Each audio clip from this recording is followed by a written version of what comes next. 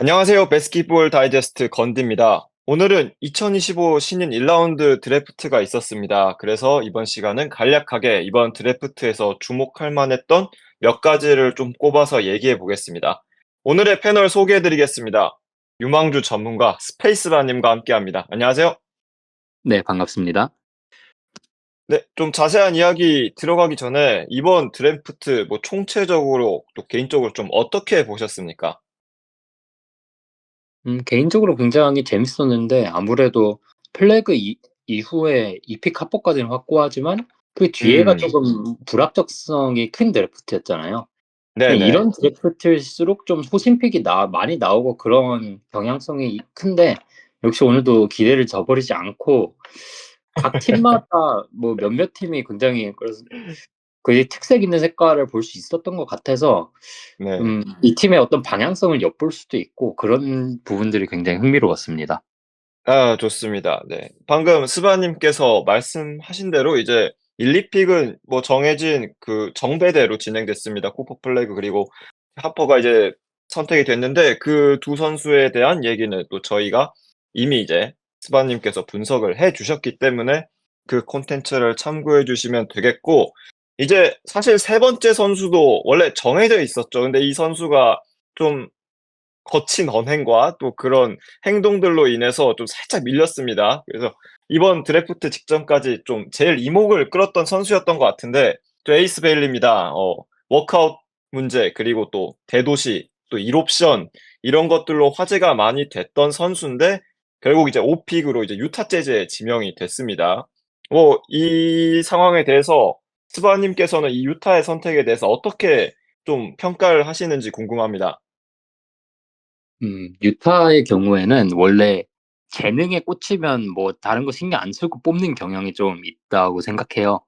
음. 최근 드래프트 기조를 봐도 그랬고 사실 베일리가 3픽이 확정적일 정도로 나머지하고 격차가 완전히 압도적으로 큰 그런 재능이라고 저는 생각하지 않았거든요. 그런데 그런 상황에서 이 외적인 문제까지 겹쳐지니까 아무래도 특히 위에 그 필라의 모리 단장 같은 경우는 그런 걸 굉장히 싫어하기로 유명하고 음. 또 샬럿의 경우에도 지금 어떤 라멜로 때문에 누가 오기 싫다 이런 나쁜 루머까지 도는 상황에서 음. 라커룸 문제를 일으킬 만한 선수를 뽑는 거는 사실 굉장히 싫어할 것 같거든요. 이미 네. 마일스 브리지스 같은 문제아도 있고. 네네. 그래서 자동으로 3픽, 4픽에 살짝 안 가게 된 상황이라고 저는 보이는데 음. 거기에서 뽑힐 수 있는 정도에서는 가장 높이 뽑히지 않았나 하는 생각이에요. 네. 일단 레인지 사장이 뭐 공개적으로 말을 했습니다. 이제 "트레이드 생각 전혀 없다. 이제 뭐 우리는 꽂히는 선수 있으면 무조건 뽑는다." 이렇게 이제 말을 했고, 또 지명 직후에 또 에이스 밸리의 표정도 좀 나름 화제가 됐는데, 그렇다면 이제 유타와의 궁합, 이 에이스 베일리와 이런 것에 대해서 좀 전망을 해 주신다면요? 전 개인적으로 NBA에서 지금 가장 극한 직업이 유타의 윌 하디 감독이라 생각하는데 예 네. 이 하디 감독이 가장 잘하는 게 이 공격을 말하자면 짜내는 거예요.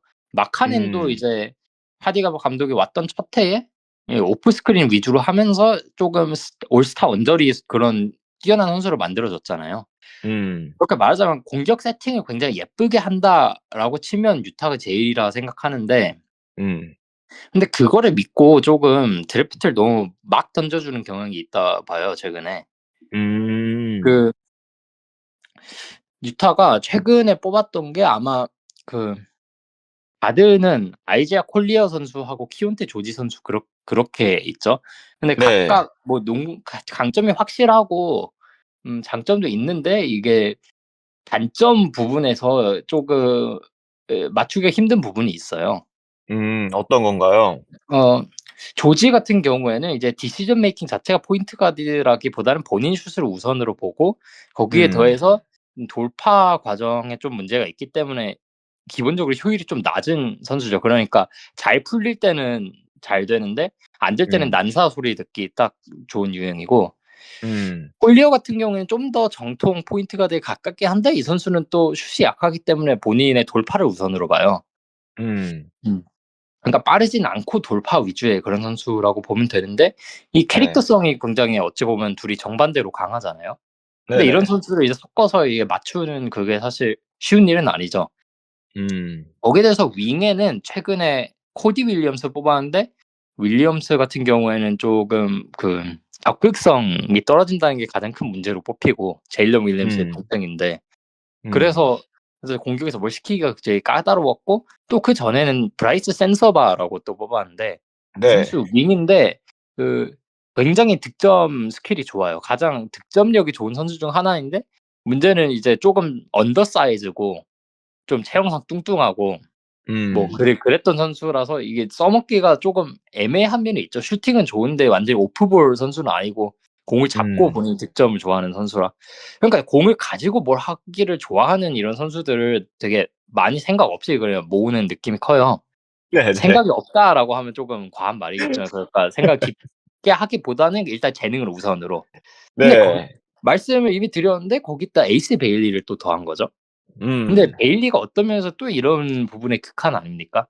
딱 그렇죠. 네. 슈터 위주로 쓰면 좋은데 '아 나는 풀업을 하고 싶다. 나는 공을 만지고 싶다.'라고 선언을 하면서 네. 본인의 미드레인지 이제 풀업을 가장 좋아하는 이런 선수. 돌파는 음. 잘하지 못하고.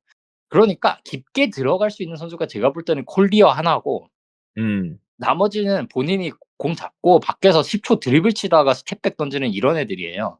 음. 근데 이런 애들 모아 놓고 감독한테 "잘 써 봐라." 하면 솔직히 저는 쪼금 머리 아플 것 같거든요.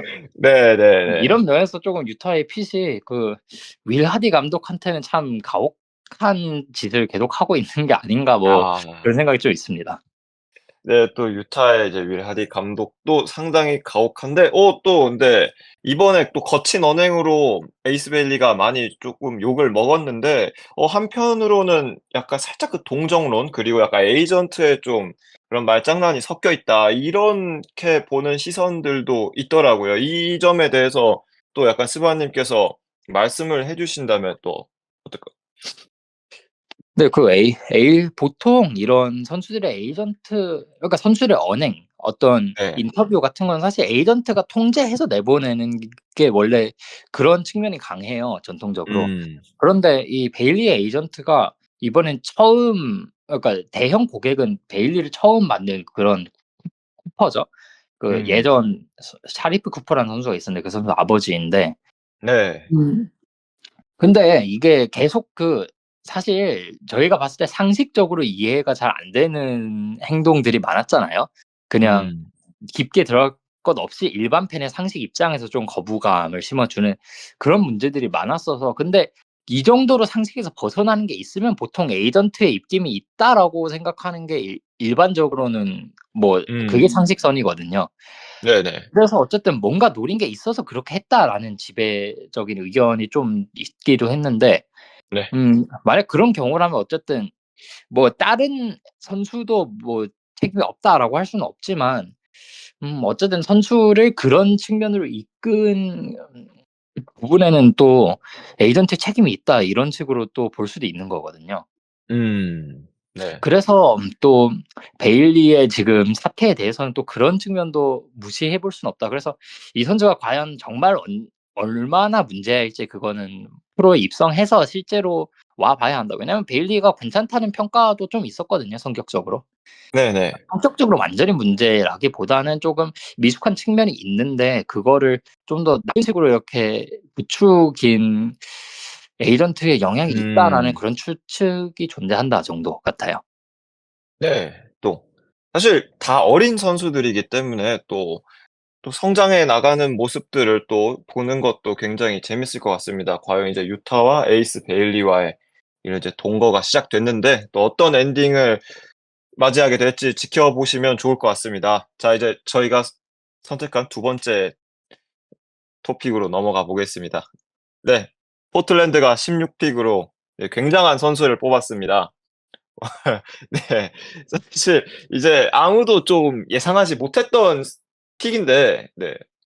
딱 이번에 어떻게 보셨습니까? 네. 양한sen 선수. 네.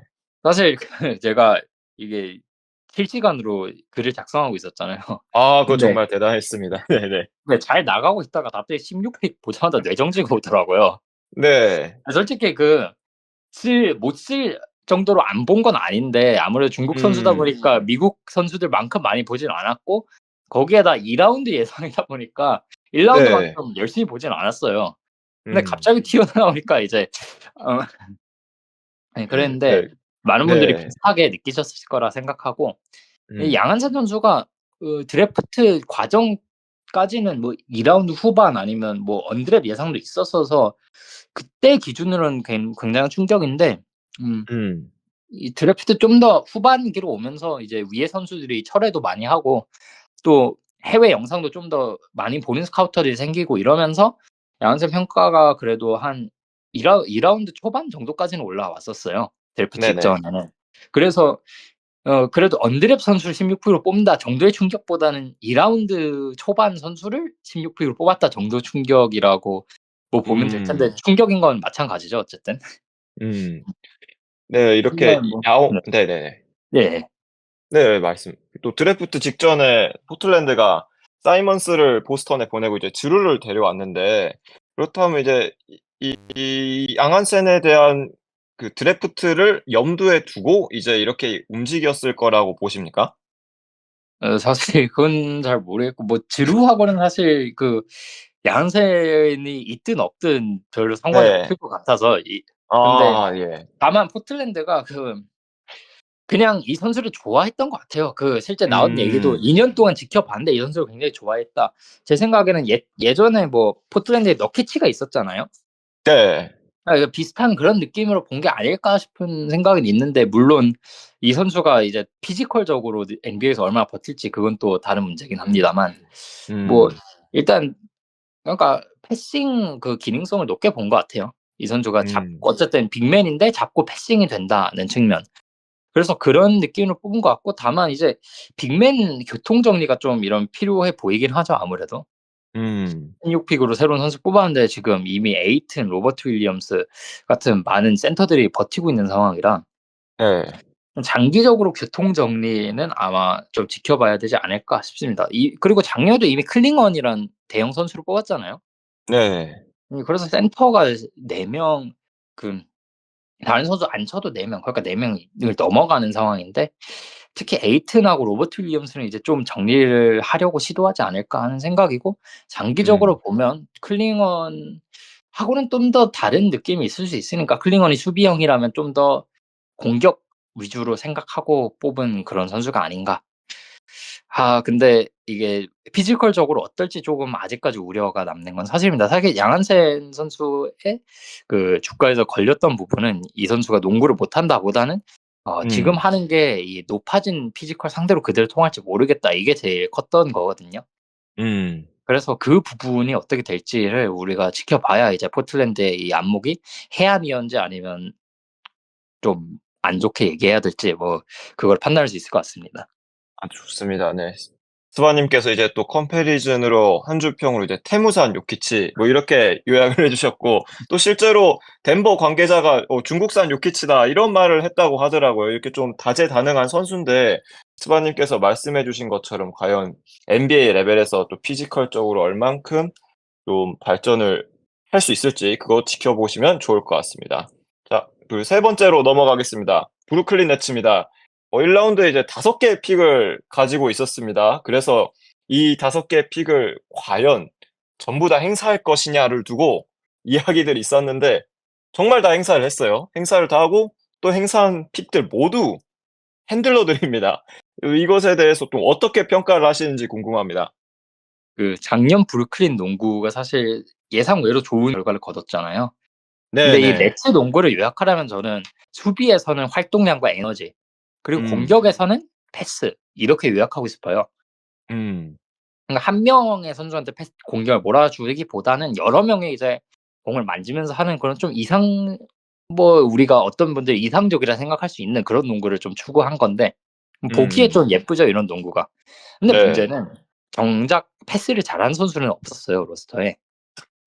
뭐 네. 디러셀은 탱킹이라 뭐 나오다 말다 이렇게 했고 아마 헤어질 가능성이 높아서 음. 또 쪼금 논외라 치고 네네. 결국에는 가장 비중이 높았던 게 트렌튼 와포드 이 선수거든요. 많은 분들이 네. 모르실 텐데 뭐 포틀에 있던 이 포워드 선수인데 이 선수가 약간의 패싱 센스가 있어서 이걸 아예 몰아줬어요, 이 선수한테. 음. 그러니까 사실 이런 2라운드 출신의 그런 뭐 미니멈으로 데려온 그런 선수한테 메인 핸들러급 비중을 줄 만큼 패스를 하고 싶어 하지만 패스를 잘하는 선수는 없다가 장기 음. 로스터인 로스터였거든요. 근데 그런 면에서 사실은 뭐 색깔은 확실하다 봐요. 패스를 잘하는 선수를 4명을 뽑았죠. 그리고 수비를 좋아하니까 수비를 잘하는 선수도 1명 뽑고 그렇게 4 네. 더하기 1 이런 식으로 갔는데 다만 이 패스를 잘하는 선수가 패스도 잘하고 딴 것도 잘하면 음. 여기까지 안 남잖아요. 그렇죠, 그러니까 이렇게 그렇죠. 4명이나 데려왔다는 건 패스를 잘하는 만큼 다른 게 쪼금 모르겠다. 그러니까 각각 약점이 있는 이 친구들 데려왔어요, 문제아들을. 네네. 그런 면에서 조금 흥미롭다라고 볼 수 있는 거고 각각을 소개하자면 데민 음. 같은 경우는 일단 픽 순위는 가장 높고 그렇습니다. 신장이 크고 패스 센스가 좋은 선수예요. 그러니까 장신 핸들러 이런 기대치가 있는 선수라 이 정도로 평가를 받은 건데 우려되는 음. 거는 패스 말고 이 선수가 뭘 할 수 있느냐. 왜냐면 좀 느린 편이고 큰 만큼. 음. 그리고 뭔가 드리블로 공간을 만드는 그런 능력이 사실 떨어지거든요. 음. 그러니까 기디하고 비슷한데 기디보다 더 느리고 좀 더 득점을 못하는 그런 우려가 음음. 커요. 그러니까 이 선수 같은 경우에는 3 점이 정말 잘 들어가면 얘기가 다를 수 있지만 그게 아니면 우려된다. 아니면 뭐 드리블 기술이 갑자기 어떤 발전을 이루거나. 네. 하지만 어쨌든 그 재능을 크게 봤던 것 같고 음. 그다음에 뽑았던 게 놀란 트라우레 19 픽. 트라우레는 맞습니다. 프랑스 선수인데 좀 더 우리가 생각하는 정통 가드에 가까워요. 우리가 음. 생각하는 슬래셔 있잖아요. 본인이 공을 잡고 이 림까지 들어갈 수 있는. 네. 그런 슬래셔 기능성 있는 선수라 그런 면에서 좋게 보고 거기서 나오는 패스도 꽤 번뜩이고. 하지만 음. 다른 면으로는 몸이 쪼금 약하고 쪼금 본인의 돌파가 막히면 좀 고장 나는 경향이 있고 슛이 좀 안 들어가고 이런 약점들이 있던 선수고 또 그다음이 이제 이스라엘 선수 벤 사라프인데 세 번째 핸들러가. 네네. 사라프는 그 좀 더 윙 핸들러 그러니까 조 잉글스 이런 선수들하고 비슷한 선수인데 좀 다른 점은 상체가 굉장히 유연해 가지고 이 수비를 낚는 능력이 굉장히 좋아요. 자체로 이게 음. 페이크로 작용해 가지고 일단 수비를 제치고 들어갈 수 있는데 그거에 비해서 안쪽에서 무슨 기술 같은 게 쪼금 부족해서 근데 공통점이 있죠. 애들이 다 드리블 기술은 없어요. 패스는 되는데. 네네. 그래서 사실 거기에서는 미드레인지 풀업 같은 거 아니면 할 수 있는 게 많이 없는 선수고 일단 들어가긴 음. 했는데 그래서 패싱 자체가 아무래도 그 패스에 비해서 온볼 플레이가 좀 제한되는 경향이 있다. 그래서 좀 더 음. 기술이 달릴 필요가 있다. 그렇게 요약할 수 있고 네 번째 선수는 데니 울프라고 사실 빅맨 사이즈고 빅맨으로 볼 수도 있는데 네. 플레이 자체는 완전히 픽앤롤 핸들러예요. 이 음. 운동으로 떨어지는 빅맨 같은데 사실 가드처럼 그렇게 플레이하는 유니크한 선수인데 이 음. 선수 경우에 그냥 빅맨이 핸들링한다 이거 자체가 쪼금 강점인 거죠. 슈팅은 그나마 이 선수가 가장 낫고 네. 대신 나이가 많고 운동 능력이 부족하다. 이건 문제인데 음. 그래서 뭐 그렇게 네 명의 서로 색깔이 굉장히 다른 핸들러 들을 모았다. 뭐 각각 어쨌든 이제 패스를 못하는 선수는 잘 없는 거잖아요. 이제 그렇죠. 누가 있어도 패스가 된다. 그 정도로 볼 수 있고 거기에 이제 핸들러는 아니지만 수비가 음. 굉장히 좋지만 이제 공격적으로 갈 길이 먼 이 젊은 유망주 드레이크 파웰까지 보면서 이렇게 로스터를 채웠다라고 보면 될 것 같고요. 그래서 이걸 다 행사한 게 좀 의아하긴 하고 '굳이 그랬어야 했나.'라는 측면도 있지만 또 다르게 보면 원래 네네. 그만큼 패스를 잘하는 선수가 없었으니까 패스 잘하는 네. 선수는 그리고 리그에서 살아남았다면 비싸잖아요, 이미 성공한 애들은. 그렇죠. 네. 그러니까 이거를 최대한 많이 시도를 해서 긁어봤다. 4 번이나 해 봤으면 1 명은 걸리겠지 뭐 이렇게 볼 수도 있을 것 같고요. 그래서 뭐 네. 어찌 보면 색깔이 굉장히 확실하고 되게 음. 재미있는 농구를 할 수 있지 않을까 그런 생각도 있습니다. 네. 좋습니다. 네. 이렇게 브루클린의 기조에 대해서도 한번 저희가 엿봤고요. 이제 네 번째 토픽입니다. 카스파라스 야쿠초니스입니다. 저희 이제 카드 다이제스트에서도 마찬가지고 좀 여러 번 언급이 됐던 선수입니다. 원래는 사실 로터리 픽까지 이제 지명이 될 수 있다고 평가를 받았는데 순위가 좀 생각보다 굉장히 많이 밀렸습니다. 이제 20 픽까지 밀려서 마이애미트가 이제 지명을 했는데 왜 이렇게 많이 밀렸는지 또 스바님께서 좀 예상을 해 주신다면요? 제일 컸던 건 일단 16픽 양한센 같은 게 나왔던 게 제일 크긴 하고요. 그 다른 측면을 보자면 보통 이렇게 네. 네, 패스 센스가 좋은 선수들이 밀린다 하면 이 드리블 옵션의 가짓수에 조금 우려인 경우가 많아요. 무슨 말이냐면 음. 이 온볼 핸들링으로 패스가 위력을 발휘하려면 이 선수가 순간순간 여러 가지 선택지를 가져갈 수 있고 거기서 수비수와 수싸움을 가져갈 수 있어야 되는데 이 야쿠 같은 경우에는 각각의 옵션은 좀 있어요. 림까지 돌파했을 때 핑거롤 마무리 같은 것도 있고 안쪽에서 이제 음. 카더가드님이 말씀하셨던 미드레인지 프로 이런 기술들은 그냥 예쁘거든요. 네네. 근데 그것들을 사이에 이어줄 수 있는 어떤 다양한 드리블 기술들 이게 없어요. 그러니까 드리블이 음. 사실상 리듬이 하나라는 거죠. 그래서 각각의 조각들, 퍼즐 조각들이 있는데 그걸 사이에 아직 이어줄 수 있는 그런 능력이 부족하다. 그렇게 보면 될 것 같고요. 그런 음. 측면에서 이 선수가 아직 여백이 있다. 그렇게 아무래도 구단들이 평가를 많이 한 것 같고 또 음. 한 가지 우려가 이 선수는 결국에는 그럼 안쪽에서 옵션이 아직 조금 부족한 거잖아요. 네. 그렇다면 이제 결국에는 3점이 잘 들어가줘야 이제 가치가 나올 선수인데 부상 이후로 3점 성공률이 조금 많이 부진했어요. 음. 원래 40% 쏘는 선수가 20%막 이렇게 쏘고 있으니까 그게 좀 우려점이었는데 아무래도 그런 부분도 구단들 입장에서 좀 부정적으로 작용했던 것 같고요. 이런 거 네. 합쳐져가지고 결국 이 선수가 원래는 로터리 예상이었지만 한 20픽 정도로 넘어갔는데 또 반대로 말하자면 원래 그대로 그 자리에서 예상되던 만큼 만약 이런 약점들을 좀 해결할 수 있으면 장기적으로 기대치가 그만큼 높은 재능 있는 선수라는 말이니까 음. 또 이런 그러니까 본인 드리블에 약간 제한이 있는 선수를 잘 쓰는 대표적인 방법은 빅맨이 스크린을 잘하면 돼요. 빅맨이 네. 스크린하고 패스를 잘하면 그거는 충분히 가려줄 수 있고 그런 음. 면에서 또 선수 입장에서 또 아데바요가 있는 히트면 거의 가장 팀을 잘 만난 게 아닌가 싶은 생각도 있습니다. 음. 네, 좋습니다. 이 밖에 또 이제 스바님께서 개인적으로 또 좀 흥미롭게 봤던 선수 혹은 이제 흥미로운 오브를 가져왔던 팀이 있다면 또 어떤 팀이나 선수가 있을까요? 근데 저는 이 팀들의 어떠한 방향성 같은 걸 보는 걸 좋아하는데 어떤 선수를 네네. 꽂았는지 보면 이 방향성이 보이잖아요. 예를 들어 아까 네네. 얘기한 유타 같은 경우에는 그냥 딱 봐도 에인지가 좋아하는 선수들이에요. 음. 에일리는 그냥 재능이 있어 보이는 윙이면 에인지가 좋아하고 또 네. 월턴 클레이틴 주니어라고 이 선수는 딱 에인지 픽인데 조금 키가 작고 피지컬 약한 대신에 엄청 열심히 하고 3점 좋고 이런 가드. 거기에 음. 대학 이제 4학년 다 다니고 우승팀 에이스. 네. 이게 좋아할 만한 요소들 다 갖춘 선수라서 어찌 보면 너무 에인지스러운 픽이었다. 그렇게 볼 수 있고 음. 워싱턴 같은 경우에는 이제 빠른 농구를 하잖아요. 네. 워싱턴도 이제 빠른 템포의 농구 그리고 이제 조금 패스를 많이 할 수 있는 그런 농구이 지금 추구하고 있는데 음. 동일한 맥락에서 빠르게 3점을 잘 던지는 대표적인 선수 이제 트레 존슨을 뽑았고 음. 아래쪽에서는 작년에 키션 조지라는 어떤 살림꾼 같은 그런 적당히 이것저것 다 잘하는 윙을 뽑았거든요.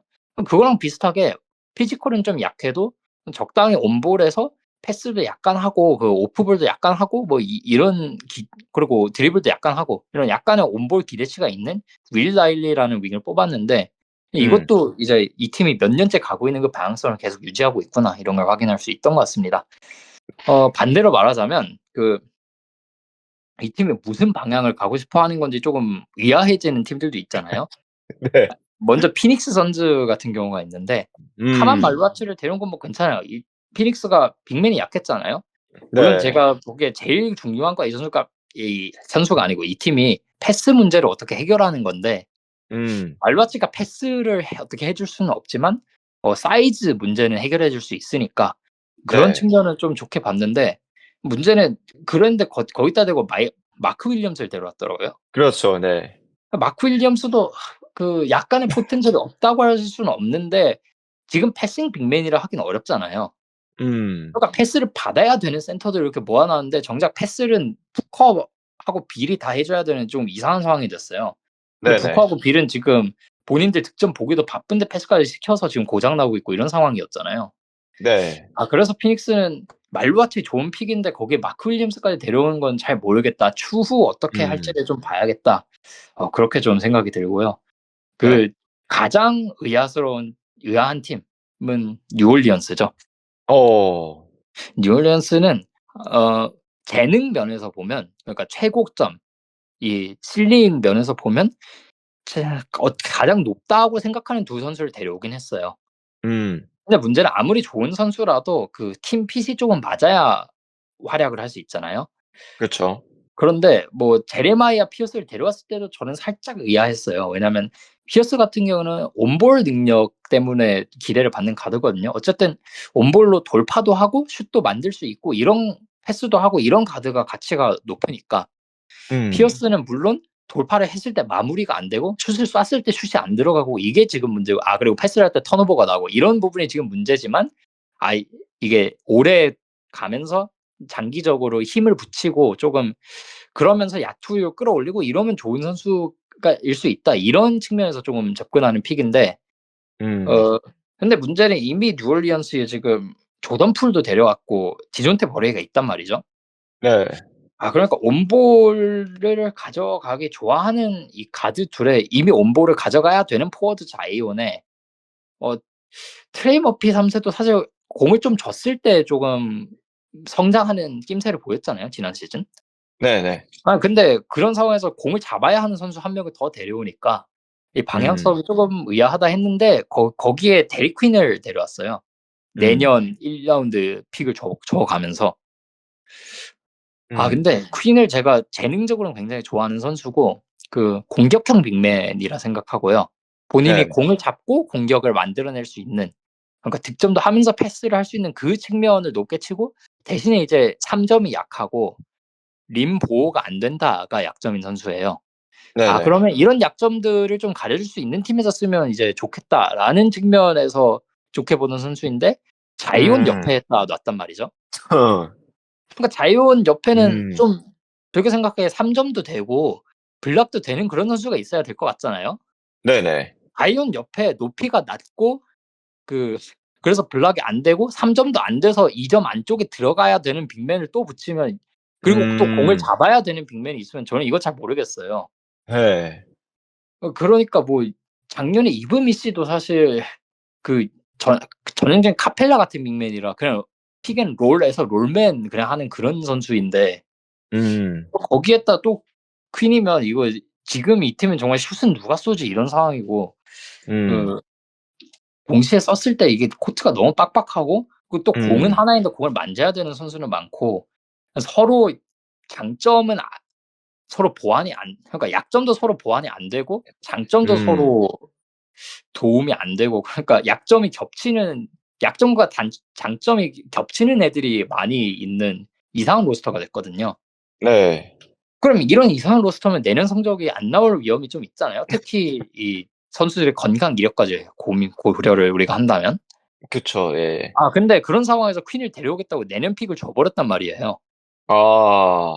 그러면 만약 또 내년 어. 성적이 특히 서부가 이렇게 힘든데 성적이 안 나온다면 조금 내년 픽까지 그냥 날리는 좀 이상한 상황이 될 위험이 있단 말이에요. 음. 그래서 그런 면에서는 참 제가 실링이 가장 높다고 평가하는 선수 둘을 데려오고 이렇게 조금 의아한 평가를 받기도 음. 쉽지 않을 것 같은데, 그러니까 재능만 보고 선수를 모으는 거는 좀, 그러니까 유타도 사실 그러면 정도껏 한다 생각해요. 그러면 유타도. 그러니까 유타면 양반이다. 유타는 예. 그래도 어떤 농구를 할 수는 있겠다 했는데 뉴올리언스 어떤 농구를 하려고 그러지 아. 이렇게 되니까. 그래서 이게 주목받는 거에 비해서 사실 음. 네츠 같은 경우에는 사실은 상식선에서 움직인 팀이라 생각하고, 네네. '상식이 뭘까?'를 좀 질문하게 되는 팀이라면 뉴올리언스였다. 좀 그렇게 평하고 싶습니다. 네, 오늘 그럼 이야기는 이렇게 마무리해 보겠습니다. 뭐 이번 드래프트도 마음을 좀 뭉클하게 하는 장면들이 나왔습니다. 뭐 말루아치 선수 그리고 데니 울프 아까 앞서 언급을 다 해드린 선수들인데 또 지명 직후에 이제 가족들과 함께 상당히 좀 감정적인 모습을 보여주면서 좀 팬들을 감동시켰는데 앞으로 이 어린 선수들이 리그를 어떻게 헤쳐나갈지 지켜보는 것도 재밌을 것 같습니다. 오늘 패널 맡아주신 스바님 고생 많으셨습니다. 저는 건기였습니다. 저희가 이제 비시즌에 이제 카드 다이제스트 같은 이제 콘텐츠들이 이제 업로드 될 예정인데, 앞으로 이 업로드 될 콘텐츠들도 많은 관심 부탁드리겠습니다. 자, 청취해주셔서 감사합니다. 안녕히 계십시오.